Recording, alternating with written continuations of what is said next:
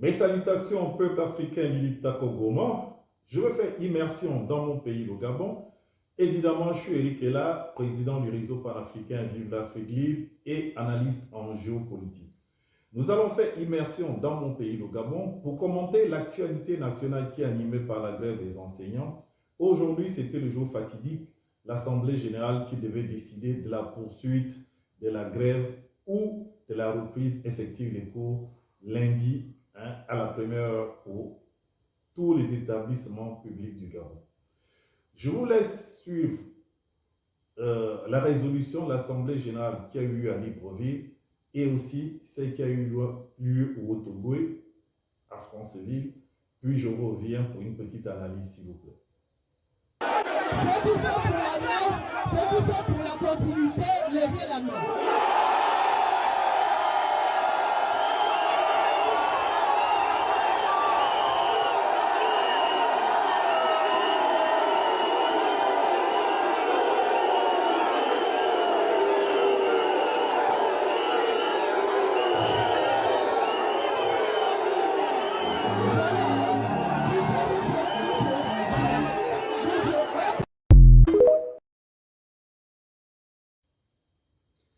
Ceci étant fait, vous constatez comme moi que, à l'unanimité, les enseignants ont décidé de durcir le mouvement de grève de la non-reprise des cours si toutes leurs revendications ne sont pas prises en compte.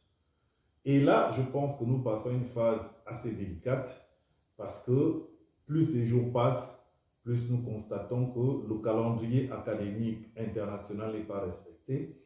Nous courons le risque d'une année blanche si un consensus n'est pas trouvé entre les deux parties, c'est-à-dire le gouvernement et les enseignants.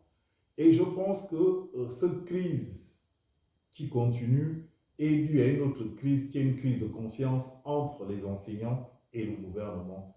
Tout simplement parce qu'à deux reprises, des représentants sont allés discuter avec le gouvernement et ils ont fait des déclarations et ces déclarations sont contre les règles que les enseignants se sont octroyées à travers ce mouvement de grève SOS enseignants, qui est simple, c'est-à-dire que c'est la base qui décide. Il aurait fallu que les représentants, après avoir étudié le problème du gouvernement, repartent au niveau de la base, comme ils disent, et présentent les atouts de cette convention qu'ils ont signée avec le gouvernement, sans faire des déclarations. Je pense que s'ils avaient utilisé cette stratégie, les enseignants auraient accepté de reprendre les cours parce que je pense qu'ils auraient été assez éloquents pour faire le chapelet des acquis qu'ils ont eus en discutant. Je pense que ce qui a contrarié les enseignants, c'est le fait que leurs représentants, comme les prédécesseurs qu'ils avaient virés, aient fait une déclaration en demandant de reprendre les cours alors qu'il n'est pas de leur ressort de demander la reprise des cours, mais de la base selon les règles que les enseignants eux-mêmes se sont octroyées. Et donc, cela veut dire quoi? Ça veut dire qu'il y a une crise de confiance entre les enseignants et le gouvernement. Et à partir de ce moment, je pense que la dernière cartouche est le président de la République. Et je pense que si le président reçoit les enseignants et leur donne encore des garanties que toutes leurs doléances vont pouvoir atteindre les objectifs qui se sont assignés. J'espère que ça va permettre la reprise des cours pour que nous ne puissions pas flirter avec une année blanche, ce qui n'est pas bon pour notre pays, pour l'image de notre pays.